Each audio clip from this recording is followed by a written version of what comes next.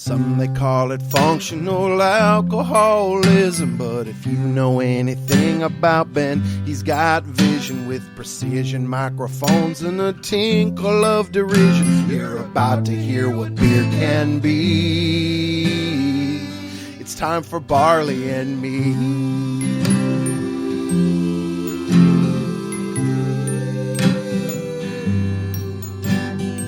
Welcome to Barley and Me. I'm your host, Ben Rice. We're here today in Denver, Colorado. I haven't done a show outside of my home in a year, and I'm showing up in Denver? That's insane. Where are we? Oh, that's right. We're at Great Divide Brewing. With me today, the marketing manager, Matt Sandy. Hello. Thanks for having me, Ben. And our special guest today, musician, composer, you know him, you love him, Tom Hagerman of Tom Hagerman and DeVotchKa, and also post-Truth Serum. Oh, thanks. Yeah, thanks for having me. Thank you so much for being here. I really appreciate it. No problem. So it's going to be a weird episode. I haven't done one like this in a year. So let's just start off with my classic opener. Everybody knows it. It's been 140 episodes of this. So how's business here at Great Divide? Well, it's definitely been an interesting last 12, 13 months. We're pretty much a little over a year since the shutdown. And so in that time, we certainly learned a lot. For us, we saw our business in our tap rooms and then what we consider on-premise, so bars, restaurants, really kind of just tank and still haven't bounced back fully yet.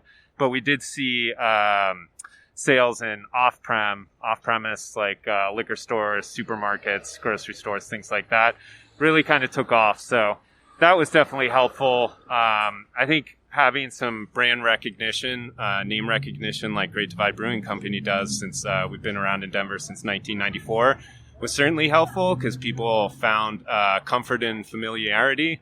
So seeing beers they liked, they knew they liked, they were more willing to purchase those and maybe take chances on new beers. So, you know, it was it's a learning experience, but we're excited to be back.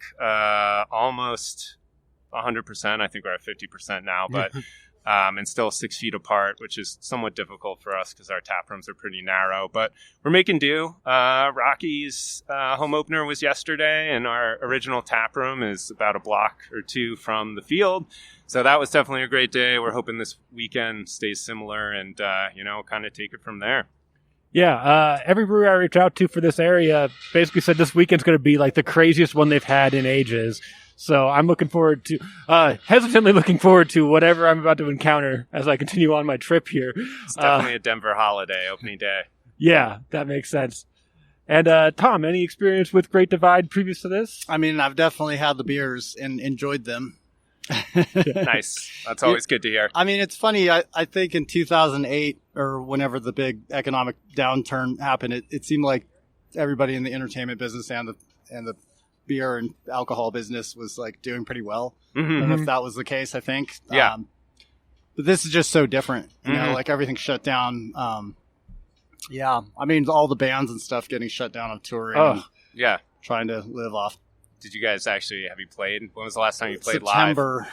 This past September? Yeah. So, and it was an outside thing. It was in Santa Fe, like a kind of like a tailgating sort of field. Mm-hmm. Like everyone got in their trucks or cars and had a picnic, kind of. That's fun. Yeah. It's funny you mentioned 2008, and I had to do a little Googling because I moved out here in 2008, and I remember it was right when you guys had, after you put out A Mad and Faithful Telling, DeVotchKa, and you played a show at Twist and Shout. Okay. And it was like you bought the album and you could come to the show. I was pretty broke at that point, so I didn't buy the album, but I still went down and was hoping to be able to get in, and there was just a line around the corner, and luckily someone had bought, or they were picking up their buddy's album and he couldn't make it, so they had an extra ticket. I was allowed to go in and see awesome. You guys play Twist and Shout, and then I bought the album afterwards. Oh, so. Thanks. Thanks for doing that. No Those worries. were the days. Yeah. Record sales. Yeah. Oh, man. A live show in a record store. Could you imagine? Sounds like a different world. It's an insane world now. Like, the nice part, I think, about music now is that production's cheaper. You can do it at home. You can do it more portably than paying an engineer and that's producing true. and everything like that. Yeah. But it's also, the worst side is nobody's paying for music anymore. Right. And you got to make all your stuff off merch, live shows, and all that stuff. And right now, there's no live shows. Like, for instance, you put out an album during the pandemic. I did. How did that go? What was your experience with that? I mean, it was kind of a panic move. I had that thing sort of ready for a while and didn't really know what I was doing with it. And then getting the vinyl together and stuff and sort of thinking maybe I'd do it in the fall, put it out and do some shows in the summer, beforehand or something. But yeah, I just threw it out there on Bandcamp, whatever one day. It was like, fuck it. I don't know what to do with this thing. So I just did that. I don't know. It's fun, kind of. Yeah. I mean, it's a really good album. Thanks. If you're expecting a DeVotchKa album, it's not that. It's a complete departure. When I told one of my friends, I used to do music reviews, so I've known you guys since like 2002. I have all your albums. It's cool. Not like, because people used to buy those things. And to me, it's like, if you have one good song, you probably have one good album. If you have one good album, I'll listen to you forever. That's just how it ends up working out. Right. So I reached out to one of my old music review buddies. I'm like, hey, I'm going to be interviewing Tom Hagerman. And he's like, who's that? I'm like, from DeVotchKa. He's like, oh, awesome. I'm like, he has a new project. You should check it out. He's like, what's it like? I'm like, just listen to Worms, and which is the second track. And he's like, this is exactly what I needed for tonight, because he's working on like a book he's writing. He's like, this is exactly what I needed. So how cool. Pretty good review. Well, thanks for your token of confidence. Because I imagine it's hard to get traction. I mean, I didn't try super hard. I have to say, I don't know. I mean, it is weird. Social media and everything. I'm sure it's like that in every business, right? Like, I don't even know if do you guys have beer reviews and stuff? I mean, beer magazine. I guess you probably do. It's I just don't know how much. It matters. Yeah, I don't know. Did it ever matter? I don't know. It is a question. Yeah. The beer reviews are usually, there's a service called Untapped, and it's almost like if someone went to the show and they'd be like, all right, I'm checking into this venue, I'm at this show, and they leave 3-word review that's like, that band sucked or something like that. Right. So a lot of the reviews we get aren't necessarily all that helpful, but then there's a couple publications that certainly do some better, more long-form reviews that we're always excited to have our beers, checked out by kind of the experts. Yeah. For instance, with yours, it'd be like, went to this concert, I don't even like violins, and that would be the 1 star. That would be how they would review a beer. Yeah. I don't even like lagers. 1 star. Yeah. It's like, why are you drinking lager? Right. Yeah, it's like a Yelp thing or something. Yeah, it's very much that. Yeah. So it's just, I don't know how you're supposed to do anything in the world anymore. At this point, I was like, I'm not going to make money at any kind of creative passion. It doesn't exist. Because I had to take a lift over here from the airport, and I was like, hey, this lift only cost me 3 months of income from this podcast. Yeah. Killing it. Yeah. Well, Killing you better get a lot of podcasts what does that do on, podcasts on, I got into this QAnon Anonymous podcast for a while during the pandemic. Did you ever check those guys out? Yeah. It's pretty funny. Kind of. It's kind of scary, too. I can make it about 10 minutes. I'm like, this is too much. Yeah. I just always wonder, because... You got to know. I don't know how the revenue streams work with that. I know what the sort of the general, per stream pay kind of thing is, but a podcast an hour long or something, so... Well, sometimes I find I'll be listening to a podcast a series, and the first 5 or 6 episodes, they're like, and now we'll take a pause to hear from our sponsors, and it's just dead sound because they've built that in, but they haven't gotten any sponsors yet. And then by episode 7, and they'll be like, and we're back. Well, we didn't hear any ads. And then by episode 7, they've gotten some sponsors. Right. Yeah. So you need to get some advertising, I guess. I do have some, and people hate it, and that's reasonable. I'm like, look, man, I got an offer. I'm not going to say no to it. Right. Halliburton. That's literally what the 15-second fast forward button's for. It was $15. I made $15 in a month. That's how much it means to me to have these ads in here. But it's they do more promotion on the back end. So I'm like, that's really where it is. Can you get me somewhere that I'm not? It doesn't matter. It has made no change in my life. The $15 is through PayPal. I'm like, I don't remember my password. I can't even get that money. I don't even know how to. half your lift from the airport. If I'm lucky, I'll be able to pay for the one lift during this entire trip. from listeners like you. Do you guys have any plans to tour in the summer, fall, or is it just too? Is it too crazy to even think about we that? have kind of a weird. Not weird. I mean, we're doing this outdoor show next week for this nonprofit up in Fort Collins. Kind of very low production, like garage band style, Nice. like playing through amps in a field kind of thing. And I don't think we're even going to rehearse or anything until we get up on stage. Sound check. Yeah, I mean, it'll be sound check and then go. I mean, just because it's been too weird. And and I know there's some tours tentatively booked. There was like a 2.5 week thing in December. We're supposed to play some festival in California in September. Little sporadic things. Yeah, I don't know. I don't know if any of it will really. Yeah. I think they'll probably happen. I don't know what the capacities are going to be. Right. And stuff, Yeah, it seems like it's tough until we could be at 100% capacity, but as long as the 6 foot radius criteria is still in effect, it's hard to kind of keep the lights on, especially some of these big indoor venues, because we got like the Mission just opened up down the road last year, and they haven't done anything. Right, I can't imagine what the bath they took on that thing so far. They're hopeful, but we'll see. There's actually a new venue that just opened over here called Colorado 38. It's kind of on the other side of Mockery. It's got a huge outdoor stage, so they should be pretty good set up for the summer. But the winter was obviously tough for them. Yeah. Tom, so you're known as the violinist and accordion player of DeVotchKa. I don't know if you know this, but people didn't use accordions a whole lot before. Like in popular music, it was a very reviled instrument, and I love it. There's so many accordion groups that are so good. I can't even get enough of them.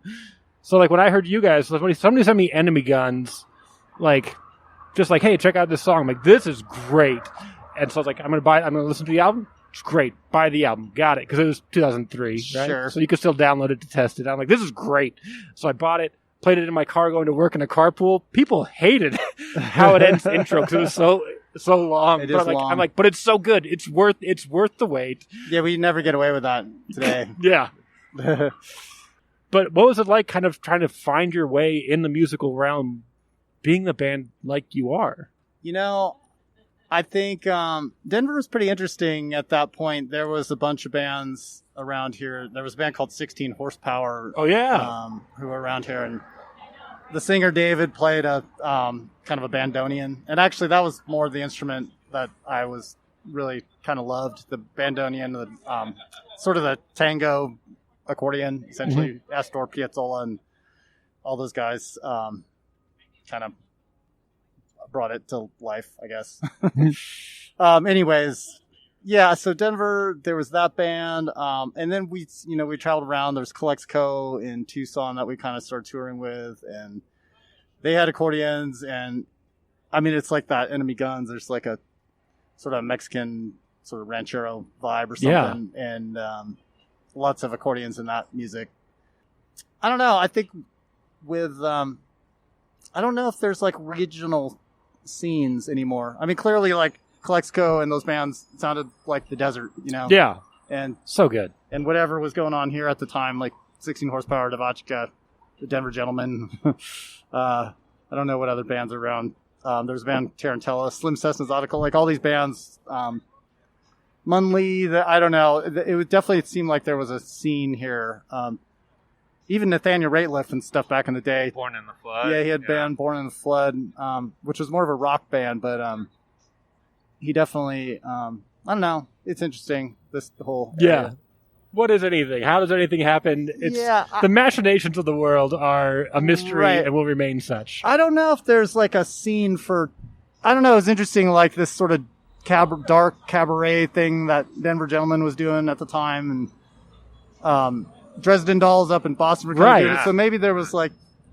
There's a whole thing happening. Like, around 2003, 2004, there was a whole thing where like Americana and like this like avant-garde folk was kind of finding European traction vibe, somewhere. Kurt Weill-esque, Go-Go whatever. Bordello has Yeah, a- Go Bordello. I mean, those guys are legit. Like, Yeah.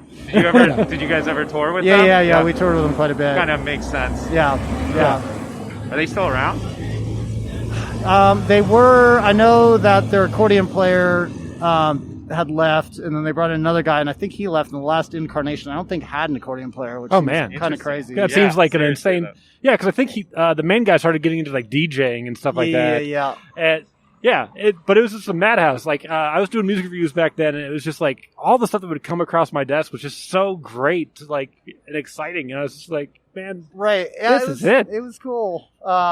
I don't know though. Even before that, it's like you had the Pogues and stuff trying to like mash like punk and Irish folk and. Mm-hmm. You mentioned how it ends. I've always been curious because I remember it was probably around 2008, 2009, watching TV and a commercial comes on for like a super violent video game. Yeah. And it was like the DeVotchKa song. Like, Right. How did that come about? Well, the first one that they did on the commercial, it was that Mad World song. Do you know? by Duran Yeah. Duran. Is Or- it? But No, it's I like, but then there's a cover of it by From, Donnie from Donnie Darko. Darko. Yeah, I think Yeah. it might have been the cover. It was real mellow, but I think that was the first Gears of War 1 or whatever. Maybe they used that song, and then the next Gears of War they used our tune. Yeah, I don't know. It's just a good Yeah. Pretty juxtaposition. random. Yeah. Yeah, it's like why is Hum in a Cadillac commercial? Right, yeah. and it's just I don't know. I mean that stuff that was nice though. yeah, I can imagine. Like, yeah. The cash. like, yeah. Yeah. Yeah. I don't know. We ended up getting a lot of licenses off that song at the time. There was like a Gerber baby food thing and like a direct TV thing. I don't know. Wow. Like, yeah. It's funny because there was this idea back in the day about selling out, Yeah, Mhm. totally. It's like, Yeah. it's like everybody and their mom is sold out now, like on Instagram trying to like Yeah. sell Yeah. your like I don't even Crackers know or what. something. Yeah, well, it's always weird because people are like, "Oh, you're selling out." Like even in beer, there's a concern about selling out. But I don't think anybody's getting into a career path without the idea that there should be money coming at some point. Hopefully, Well, you and kinda it's just need like, it. what do you expect these people to do? They need to like live a life. They need to pay rent. They've got expenses. They might have families. Like if they're changing entirely to make money, there's like an argument. But also, people grow as people. I'm not the same person I was when I was 25. Mhm. Are you the same person? Not exactly. Yeah. But we caught some of that. We put out a craft hard seltzer last year. Came out in April of last year. And at first, I kind of wasn't on board. I was like, we're a craft brewery. Are we really going to do a seltzer? And then you see all the time and effort like our brewing team put into it, and you're like, okay, I can stand behind this product. It's really good. And I think if you're honest about it and you can stand behind it, then you It's make a little funny. money for it. I've Yeah. never had a hard seltzer. Really? Like those Man. things seem like they're all the rage. Like They right are, when I for quit sure. drinking and Yeah. like the White Claw thing, and Yeah. I just had never had one. We were, it's been selling pretty well. So yeah, there's definitely a seltzer market out there. it's there. It's easy drinking. If you're having a gathering, it's Yeah. 4 point something usually. Very rarely 5%. It's got those flavor profiles you're used to. Yeah. Like Definitely younger audience too. Yeah, you get younger people in. It gets people in the door. Like Sure. just like now, a hazy IPA will get people in the door that it Sure. didn't used to because. For whatever reason, lagers are untouchable. West Coast IPAs are untouchable. Stouts are untouchable. Belgians are hard to get. Sours are like it's just this weird thing that like a new drinker wants a seltzer, they want a hazy IPA, and then you can hopefully get them into something else. But I was talking to a brewery in Arkansas, and they said that the only way that they stay afloat is because they have a seltzer. It pays all their bills, and then they can Wow. do what they want. Yeah. And that's just how the world is right now. I Yeah. don't. You go into certain liquor stores, there's a whole seltzer section. Yeah. I think we actually have a seltzery in Colorado, Denver. They just brew seltzers. Oh, really? Yeah, it's a great gluten-free option too, which Yeah. is something we never really had before. Oh, right, So, right, yeah, right. Because so- So yeah, it's been kind of eye-opening. And now you tried our low-cal, low Oh, yeah, it's ABV gone. Sorry about IPA, that. which is another one you never really thought you'd brew. It's like, why would someone want a low ABV beer? But hey, there's a time and place for a 4% beer. Yeah, with 60 calories, 80 calories. Yeah, there's exactly. a world Yeah. where people want that, and you have to give it to them. Yeah, and I think especially in Colorado where we're so outdoorsy by nature and people, love to hike a 14er. And I will say that a Yeti, our Imperial Stout on top of a 14er is certainly a treat, but a lot of people go for something lighter, like for whatever reason, seltzer or our Fast Pack, the low ABV beer. So, yeah, definitely exploring new markets with some of our beers. Yeah, I think there's a growth. Like, so I've only been to Denver once before, like we were talking about. It was for one night only. Big show. No, that's not true. I was traveling to Chicago, doing a bunch of shows in Chicago. I do stand-up comedy also. Oh, cool. And so and my mom lives in South Dakota, so I was like, I'll just drive out there. I went to a family reunion, Chicago, back to my mom's house. It's like, without the family, hang out. And then drove back home to Sacramento, stopped in Denver, and I hit an open mic at a Philly cheesesteak shop at 5 p.m. on a Sunday. In Denver? Yeah. The Philly cheesesteak? Where was that? I don't remember. Yeah. And the people that did it have moved away, so I'm like, I don't know. Did I only Might remember? have been Pat's. Was it downstairs? Like No, a it was one. subterranean place? Okay. No, it was upstairs. I wish I remembered. It was like 6 years ago. Okay. But they had Kill the Keg, Yeti on. Yeti pints, $2. Oh my god. For a pint. It's like, set of the night gets a free pint of Yeti. And I'm like, They paid you in Yeti? yeah, so I got set of the night because I had just been crushing Chicago, like to the point that I was like, I'll move to Chicago. Chicago's like a top 3 comedy city, and I felt like I could take it over. I had such a good week there. I was like, I feel like I can just get in there and be something. And so I was like riding that high, went there, crushed my set to, the 6 people that are at a Philly cheesesteak at 5 p.m. to watch comedy. Drinking Imperial Stout. And I'm like, I already bought a Yeti. I don't need a second Yeti. And like, out here I had a connection that was the brother of a brewer in Sacramento that he was letting me crash with. And he's like, we're going to go drinking after this mic. And I'm like, I really don't want this second Yeti. But also, you don't look a gift horse in the mouth. So I had the 2 Yetis. But it's a wonderful beer. Yeah, the pints any of time it, of that's year. dangerous. And you gave me the peanut butter one, right? So that's, peanut butter Yeti. Yeah. That was a new one we put out I'm last allergic year. to peanut butter. Oh, no. We'll move it No, away it's from fine you. now. I won't die for. Yeah. The wind's blowing this way, away Yeah, from no, you. no. So everything's fine. We have a macaroon Yeti coming out soon too that has almonds in it, and it's one of those things if you don't have a peanut allergy, you don't think about it too much, but like making sure our bartenders tell people, especially when it's not obvious, like peanut butter Yeti, Right. macaroon Yeti, it's like, just so you know, there's almonds in this. Yeah. But yeah, the Yeti, so we have a seasonal Yeti series, try and keep it pretty fresh. Those all stick around for 1 or 2 years at most. So last year our new ones were peanut butter Yeti, and we put out pumpkin spice Yeti that was insanely popular. Okay. It sold out immediately. It was another one of those things, like, does the world really need something else, pumpkin spice? Yeah, I think turns out it pumpkin does. spice is pretty Turns out the marketable. market is there for it. So now we're toying with a pumpkin spice seltzer, maybe for the fall. So Totally embrace it. I mean, let's face facts. There is a what's the word where, like, somebody says something and does another thing?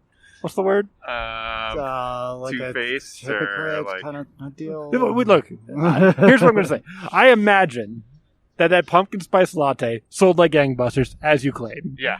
I imagine the reviews of it were like, I don't know why these guys would even do a pumpkin spice latte. Yeah, pumpkin spice Yeti, but as they're drinking it and Yeah, enjoying it. they're like, oh, this is stupid. Give me 4 of them. Totally. Every time.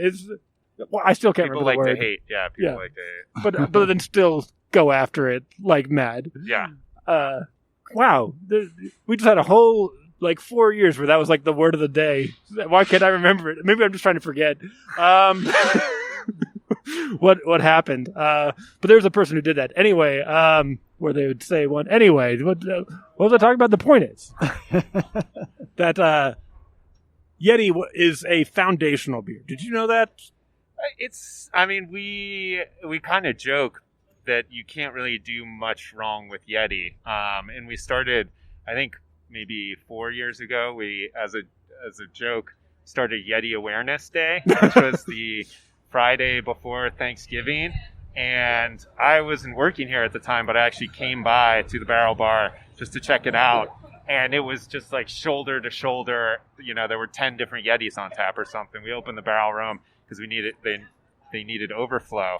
The next year, there was Yeti Awareness Week, which was the entire week before Thanksgiving. And then it ballooned into Yeti Awareness Month. So now November is Yeti Awareness Month. And like I said, it started tongue-in-cheek, but it just has grown and grown and grown. And it's a great way for us to kind of experiment with that brand and also get some feedback on some of this seasonal Yetis we're looking to possibly put out the next year or years after, because we'll usually have 10, 12 different Yetis that are all, one-offs, and, we'll have an actual Yeti here. I mean, as much as actual Yeti exists. And, just have a lot of fun with Yeti, and any of our merch that has a Yeti on it, it's guaranteed to sell well. So it's just a great brand for us. And you see the stickers. I'm sure a lot of people have seen the stickers. They probably would recognize the sticker, not knowing that it's actually Great Divide Yeti Imperial Stout sticker. So it's just the Yeti with the I believe note. I've seen that. Yeah, I don't know yeah. It's like if the city charged us for how many stickers were up everywhere, we'd be in a lot of trouble. But it's like, we didn't put them on that stop sign. Yeah, it's weird how that will be like a fine. Like, for music promotion as well, when you're like putting up flyers on telephone poles, like that's you. It's like, I didn't do that. My flyers were just around, and then people put them on something. Yeah, I mean, the regulations are very strange about it. I don't know what the regulations are on that. We always just did it. There's one right there. I mean, we're at Great Divide, but I just noticed. Oh, yeah. Yeah. Sticker. And what's that sign say?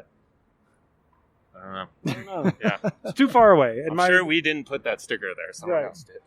Yeah, I remember trying to post. There was one night in New York City where we're actually trying to fly our own show. This is really early on, and there was these Rastafarian dudes trying to put up all their posters, and they had the proper glue in the water with the squeegee and the whole bit, and we just started following those guys and trying to slap our posters up over theirs because it was freshly glued, and they saw us and we were lucky they didn't just beat the shit out of us, but they actually just was like, hey, give me your posters. They actually said they'd put them up. I'm sure they just threw them in the trash, but we'll save you the trouble. Totally. Yeah, it's such a mess. I truly hate promotion. So, Matt, you're a marketing manager. How do you even I can't even get my head around marketing at all at this point in time. Yeah, we try and have fun with it, keep it pretty light, not take ourselves too seriously. It's all about kind of coming up with the proper content for different mediums. So, what we put on Instagram, what we put on Twitter, what we put on Facebook's all kind of tweaked and sort of optimized for that platform. And, we're a brewery, so we try to stick to beer. With Yeti, yesterday we had our Yeti down at the ballpark tap room, with a Rockies shirt on, and he was going around town from different bars and restaurants. So, taking pictures of him doing funny Yeti stuff always gets eyeballs. So, it's the best way for us to really connect with the most people for most bang for our buck, because you could do a festival or a hand sell when we were allowed to do those at a liquor store, and you might talk to 50 people, but that one post of a Yeti throwing a baseball, interacted with 10,000 people. So it's, you have to embrace it, you have to use it, because especially with something like craft beer and music, it's so competitive that I need a Yeti. Yeah, you need to. If you can get a Yeti, you're set. Yeah. Your Yeti is right here. I'm staring at a Yeti. There's a post. There's stickers of Yetis. There's it's everywhere. It's ever present. And fortunately, the beer backs itself up, which is great. The Yeti stickers we put out, they say, you can't really see it from here. It's on the window, but it's the social distancing champion, because you never see a Yeti, right? So we have fun with it. And, it's a lot of it's about not just posting something and never going back to check it, but, our social media guy who was snapping a couple photos here, he interacts with the people that are interacting with us, which, whatever the algorithms are, definitely help it reach more people as opposed to, just being kind of like a faceless troll kind of posting something and, hoping for the best. We try and kind of interact with our fans. So, yeah, especially since the tap rooms have been closed for so long or we're limited in people, those interactions we missed out on. So the social is really the main driver. All right, so Tom, you and I, we have to create a Yeti. I don't know if you have ideas of how you're getting your thing going. Well, it's a funny story about our Yeti. So we get full behind the curtain here. Uh-oh. It's a costume. What? But yeah, so there's a guy in Boulder. Well, now I'm out. I gotta go. There's a guy in Boulder who I guess used to be a Hollywood costume designer. He kind of retired, moved to Boulder, and now he produces just 4 different suits. One's a Yeti, one's a Bigfoot, one's a giant ape. And they're basically all the same suit, just a different color. Sure. Yes, so we probably ordered, 10, 15 Yeti suits from this guy over the years. Because all our sales reps have them. They go out, we've got footage of a Yeti on skis at Breckenridge. And, we used to have a big gorilla outfit that we played this place called Dante's in Portland. It was a strip club, and then it would turn into a music venue. Or wait, vice versa. Or vice versa. Music venue, and then turn into a strip club. But down in there must have been a burlesque thing or something, and they had this ape costume, and I don't remember who stole it, but somebody stole it, and that thing traveled with us for so long. And sometimes somebody from the opening band would get in it and throw bananas at the crowd, and it was a pretty good shtick. Nice. See, that's pretty good marketing right there. It doesn't have any tie-in whatsoever, but you gotta have an angle. Yeah. You gotta have an angle in these industries. Yeah, I have no idea what mine. Anyway, it doesn't matter. I'm a terrible marketer. It's all me. Nobody else besides it. Well, you got the clever name though, the Barley Me. It's true. I said it. I laughed, and then I came up with a spoiler alert. The beer dies at the end. Fucking killing it. Very good with phrasing.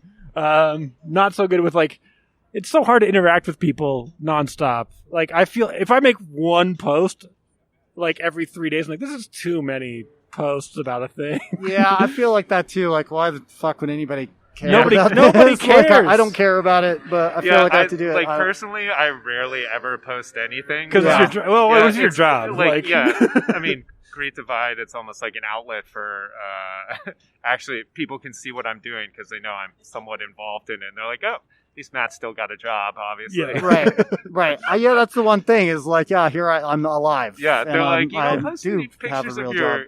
You don't post any pictures of your daughter, but there's a lot of pictures of a Yeti. Yeah. Yeah, my girlfriend has been talking to me about hey, you need to get a personal Instagram. You can't have our life on your podcast. I'm well, I mean, they want to know who you are, right? Yeah, I don't know. It kind of freaks me out, putting kids on there. Doesn't it? It's I know that these companies are just building profiles for us all to market to our children. Very true. 30 years, Do you have any kids? I do. I've got 4 at home. Oh, wow. Okay. We just had our first one. She's 14 months old. Oh, congratulations. Thank you. Our friend turned us on to this. It's a social media site basically for your children, but it's very... private. It's called Tiny Beans, and so you can give people access, and so mom, grandma, aunts, uncles, just close friends, and that's where we post pictures, and they get a notification because we're not putting pictures of our daughter up on Instagram or Facebook. Yeah, the only reason I got Facebook, I had it, and I was I hate this, and I deleted it, and my sister's I'm not going to be sending you pictures of your nieces anymore. You need to get on Facebook so you can see them. I'm man, this is bullshit. I don't want I know everyone lives their lives on there now. Yeah. I don't know. I mean, especially during the pandemic, it's this. That's kind of the only connection. It seems I don't know. Yeah. Here's this sourdough bread I just baked. Yeah. Yeah. I started doing this. There's this hashtag 100 days of practicing. I didn't touch my violin for weeks and months for a while. And finally, I just had enough. And Hillary Hahn, the violinist, started this thing, the 100 Days of Practice Challenge. And so I've been posting these practice videos up every day for the last 20 days. Nice. Almost, and getting back into it? I'm getting, it's funny because it does hold you accountable. It's like, I got to post this thing. And or else it didn't happen. Yeah, nobody wants to hear this. I'm sure of it, but. Have you done any like teaching? I actually, so when the lockdowns happened, I actually went back to school for Suzuki pedagogy at DU. All right, so question, what is that? Suzuki pedagogy, the Suzuki method for violin. They do as popularized too, by right? gorillas. Yeah, they do everything. Okay, yeah, gotcha. Any musical instrument now. Okay. It's just a method. All right. It works really well for little kids. Yeah, and, I think I did it for piano. When you I was did? a kid. Okay, yeah. My kids do it. I don't know. Just like it struck me when all of my gigs were getting canceled and all my arranging work and everything. It was like any of my friends, colleagues on Zoom are still teaching and they're still making a little bit of money. And it's not like all my DeVotchKa salary went away or anything like that, but but it was a big blow at the beginning there. I can imagine. Yeah. Anyways, it made me think I need some kind of A, insurance, and B, just, I don't know, no spring chicken anymore. Yeah. One more arrow in the quiver or Yeah. whatever. So something else to fall back on as the world slowly crumbles around us. That's right. I bought, so I actually have an accordion at home. I had a friend who worked for a radio station, and they did an instrument drive every year. And the one instrument that schools wouldn't take, but that they got a lot of, were accordions. That's so funny. Yeah. So I ended up getting one of these accordions, and it's in this awesome, like, innate, old school, like, leather traveling case with beautiful plush red velvet lining, and then it's like this massive, accordion with all the keys and all the buttons and everything. Yeah. And so I bought some very beginner accordion books, but haven't really made much progress. You get on YouTube. There's a series. There's like people on there that will show you how to work everything. It's kind of amazing what you can learn on YouTube. Yeah, yeah. I feel like I should have started with a much more simple one than the one I have, but I'll have to work at it a little more. Also, we need to have a public service announcement about how cool accordions are, because I feel like people get like the idea of it's like a cheesy polka from the like 50s. They go well with beer. Yeah, totally. That polka goes well. But like, because every time somebody talks shit about like the tuba, I immediately post a link to like a killer song featuring the tuba. Like, this song is nothing without this tuba. It's an important part of the musical spectrum. So if you're like, accordions are dumb and geeky, I'm like, here's a great accordion track. We just need to make the world aware it's not nerdy. It's cool. It's like really intense. It's a hard instrument to play. It's basically you're playing a guitar and a piano at the same time. Good luck. Yeah. Like, sounds like it'll be an uphill struggle if the schools aren't even accepting accordions. Accept them and then play the songs. Yeah. Be like, these are pretty cool. Check out what they sound like in like a modern current usage. And I think you could get people on board. Yeah, it's funny. I remember this Gary Larson, remember the Far Side? Yeah, I love it. They had an accordion thing where like if you went to heaven, you got a harp, and if you went to hell, they gave you an accordion. Very damaging to the brand. Yeah, it's like the floor mat of the totally. instruments, which totally isn't fair. Have you ever read Accordion Crimes by Annie Proulx? I have that book. I never read it. Really? It's good. She actually went to the same university as me, so maybe I've got a sweet spot. But it's worth a read. Is it? Yeah, it's cool. There's a great Denver band. I don't know if you remember them, Accordion Crimes. That's right. Yeah. That sounds familiar. Yeah, it's sort of like a post-punk kind of band. They did not have an accordion, though. No accordion. Right, okay. That was the crime against accordions right there. Yeah. Here's how you have a popular band. Put the word accordion in it, but don't actually have an accordion. You piss both sides off. Yeah.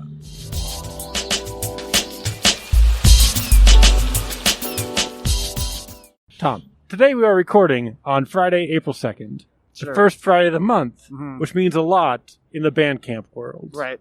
Which is 100% of proceeds on a purchase made on the first Friday That's go right. to the artist. Yep. Did you see my post on Facebook? I did not. I just know this because, again, I have a lot of musician friends. I'm always like, and like, I think they started it. Did they have it before the pandemic? They're doing that before No, that? they I just didn't started think so. it during. Yeah. Yeah, I don't know. Bandcamp's interesting. I think, I think they try to kind of create like a community of, it's funny. Like I think Spotify, these streaming services. Okay, I'm going to go back a further step here. Did you watch Bill Maher by chance a couple weeks ago? I did not. I generally agree with Bill Maher like 95% of the time. He's a little bit of a smug dick. Yeah, right. Like, it's like, what are you saying? Yes. Yeah, what are but you saying? No. he's funny and his gets points, the point across. yes. Yeah. The way he goes about it. It's a little. And he makes great arguments, I think. But he did talk about Spotify, and he mentioned the Grammys and all these things. And I don't know. It's interesting. I just see Spotify like a shopping mall, right? Like you have these magnet stores. You used to have like JCPenney's and Macy's and whatever would kind of get you in the door, sort of. And the difference between Spotify and the mall. Sorry, my analogy's going a little haywire here, but it's like you pay your $10 to get into the mall, and you used to want to go just buy your skateboard at the skate shop or something, or go to the arcade, and that's where your money would go. But now you pay your money to the mall, and they still go to these giant magnets, even though you're only shopping at the skateboard shop. Yeah. You know what I mean? I don't know. I just feel like there should be a way that it was equitable where your $10 went to the bands that you streamed. Yeah. But I just know that the major labels, the big artists wouldn't go for that because they're making all the money now. Yeah. I don't know. It would be different, but Did you the album you put out on Bandcamp? I think you said last year. Did you do any physical copies like vinyl? Yeah, I've got vinyl. Yeah, vinyl. Yeah. Have you seen an uptick in like vinyl sales? Like, No, I mean like not that's on that record, but DeVotchKa's done pretty well with vinyl. I think. It seems to be the like preferred Yeah. medium of the audiophile. Yeah, I don't know that it definitely doesn't sell as well as compact discs did in their Yeah. day. I mean, that was how you just listen to music. Yeah, I mean, I remember opening for bands, where you're getting like $100 a night on the road, which is clearly not enough money for 4 people and a Right. hotel and a gas and everything. But you would sell like 100 CDs, and if you weren't on a label, that was money in the bank. all your money. Yeah. And it would be, you'd make like $1,000 and be able to like get to the next Get gig. to the and- next gig. Yeah. Yeah. But then if you're on a label, you sell it for the same price, but you got to pay in advance, like this amount. Right, yeah. It's Then such- that would be like $7 a CD, and then you sell it for $10, you get like $3. Yeah. And it's just an unfair, and there's this idea that it was going to, there's a benefit to that in promotion and things like that. And I don't think that's real anymore. I don't know. I mean, there's definitely you sign with a label for infrastructure reasons. Yeah. But yeah, I don't know. The infrastructure seems to have changed. Yeah. I mean, I can say for my own personal projects, I have no infrastructure, so yeah. I mean, it's incredibly hard to get any traction. You're not going to get on the big playlists or things just by putting your shit out on Spotify. Yeah. Versus if you're on a label, that you end up on the with somebody giving you a little playlists push. Yeah. Yeah, and in beer the same way, very much in the distribution channels. Mm-hmm. It's very hard to get those. You can get local distribution, that's not usually a problem, but when you try to push it to a bigger level, there's a barrier to entry. Yeah, we were it's pretty tremendous. Very fortunate that we had a lot of those connections, the distribution channels, so that when beer became, you could sell beer over 3.2 in supermarkets and everything, we were already set up to get in there, because our distributor could come to them and be like, hey, we've got these 10 brands, and you just deal with me and we'll bring all 10 of these brands to you. Whereas, a smaller brewery who self-distributes, they bring their book, whereas a King Soopers or Costco, something like that, they kind of prefer the variety and dealing with one person that can bring in more selection. So that was fortunate. That really helped keep us afloat through the pandemic, having those channels in grocery. Everything's a struggle. It's a goddamn struggle, and I don't. It is, yeah. And I mean, that was the one thing Bill Maher said is it's fucking hard, to try to make it in the music biz. So yeah, and it is. It is. Whatever. And so I think you need to get out of here, Matt. Yeah, I do. Thanks. We've got things to get to. Mm-hmm. Before we go, Tom, any final thoughts that people should know about your music, you, beer, Anything you got? No, I just want people to be happy and fulfilled in life. I don't know. How dare you? By listening to your music. No. Right. Listen to your whatever. Post Truth Serum. Yeah. Oh, thank you. Bandcamp. Thank First you. Friday of the month. Ignore him the rest of the month. Don't Yeah. give him anything. His rent's due on the 1st, but don't pay until April 7th. That's when you dump the money in there. All right, get a vinyl. Here's the thing: when you get a vinyl, you get a free digital download. I assume. You're like, nope, not for me. Nope. I mean, I'm happy to do that. I don't know if there's any kind of card in there or anything like that. Maybe you I think you do it on Bandcamp. Like you can go to the app and it's there for okay, forever. Maybe that's it. Yeah. But I don't have a vinyl player, and I tried to convince my girlfriend to let me have one. She's like, nope. So I still buy vinyl, then I give it to my friend who does have one, and then he has music. I'm sharing the music at the same time. I feel like most people just buy the vinyl and put it in their collection, and listen Bookshelf. to it on Spotify. Yeah. It's like your library with books. But the important part is, first Friday of the month, support every artist that you love and adore. They're all putting out pandemic albums. They're all wonderful. They're all weird. They're very fun. So do that. And also, you had the Violent Femmes come on. Oh, yeah. I got Gordon to sing on that. Yeah, he's very generous to do that. The answer to that, yes, I did do that. Thank you. Yeah. That's cool. So where can people find you if they wanted to find out more about you, about your music? I mean, I have a website. It's just tomhagerman.com. And then, there's DeVotchKa.net. And I guess that's it, really. I've got Facebook and Instagram, all that. But I don't know. I don't do too much with that, except for if you want to see me practice the violin. Yes. Which, I mean, to be fair. After you get those that's 100 days down, will you do 100 days of accordion? Probably not. Okay. Yeah, I never, the accordion, I do love the accordion. I just never practiced it, ever. Really? No. Just kind of picked it up. Made up songs and did things with it. And, yeah. Nice. Yeah. I should do something. Yeah, it's probably an untapped market. Yeah. Yeah. And then Matt Senny for Great Divide Brewing. Where can people find Great Divide and all that stuff? And what's going on? Any upcoming events, all that fun stuff, which I assume is probably not much. Yeah, not too many events coming up, but we're at Great Divide Brew on Twitter, Instagram, Facebook. You come to either of our tap rooms if you're in the Denver area. One's in the Rhino Art District where we're at now. The other one's down in the ballpark, very close to Coors Field. We also have a location we opened 2 years ago at Denver International Airport, which is super cool. Good way to cap off your trip before you get on a flight. And then last year, during the pandemic, we opened a location in Castle Rock, which is a full restaurant and small brewery with one of our restaurant partners. So that's been super fun, kind of growing the brand even through the pandemic. So, and Great Divide Beer, probably 30-some states. So get in California, Southern California, unfortunately not quite up in Sacramento. But, and we do distribute it internationally, and you can get Yeti in Tibet. So you can drink Yeti Imperial Stout in the shadow of the Himalayas. Perfect. Yeah. That's awesome. Yeah. And I feel like I didn't properly plug you, Matt. You have a pilot system. Does the Castle Rock location do the pilot stuff? So, no, we have a pilot system. It's a 7-barrel pilot system at our Coors Field or at our ballpark location.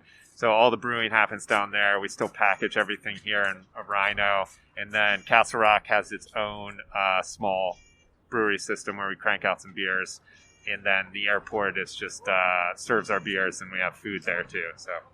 So you put out a pilot beer that you named. It's a lager with lime. Yes. What's the name of that beer? So in honor of baseball season, we put out a lager with lime, and we called it Mendoza Lime Lager. I'm pretty proud of that name, and for those baseball nerds out there, will probably get the reference. If not, you can look up who Mr. Mendoza. The Mendoza Lime, right? Yes. Yes. That was a rock band. Oh, really? Yeah. So it's the only reason that I know about the Mendoza lines because this band named the Mendoza band line after the Mendoza line. Okay. You're right. I I forget forget it all together. What is it? It's like the lowest. Well, it's like batting under 200. Yeah, batting under the Mendoza line is 200, and it was like this great defensive catcher. Yeah, it's like he was super valuable on the defensive side, but he was a useless offensive player, and he always batted like 196. Yeah. So that was the line. Doing a little research, I actually think his lifetime batting average was over 200. Yeah. Yet he's still Tompkins the Mendoza line named after him is batting below 200. So, you know, kids, if you're good with the glove but not so good with the bat, you might still make it to the majors. Yeah, like a 3-and-D wing. You might not be much of a ball handler, but if you can drain the shot when it's given to you and take the ball away from somebody else, you got a chance. Every sport, the specialties. That's the important thing. You can specialize. You don't have to be all around if you can just nail the specialties. Totally. And so that's whatever episode this is going to be of Barley and Me. I've been your host, Ben Rice. You can follow Barley Me across social media at Barley and Me Pod. Don't forget to check out my Chugs for Charity. That's Chugs number 4 charity to support local charities, I guess is how it would work because it's for charity. There you go. And you can do your own and win beer from my beer cellar and my beer fridge. If you drink a Black is Beautiful, you get 2 entries and access to my fresh beers. So nice, pretty cool. Don't forget to check out. I got so many plugs. I hate it all. Also, don't forget about my new basketball and beer podcast. Please dunk responsibly. Very fun. We compare players to beers, teams to breweries, eras to styles. It's bonkers. It's nuts with my co-host Bill Webster. And, of course, the one where I'm the Bengineer, that's a new word, the Bengineer of It's Crazier in My Business, an advice podcast featuring 2 comedians, Becky Lynn and Tavi. Check that out wherever you get your podcasts. And I've got another project in the works because I don't know how to sleep. I get to say this for the first time in a year. Thank you so much for listening. Get home safe. Oh, thanks, Ben. All right, yeah, thank you, Ben.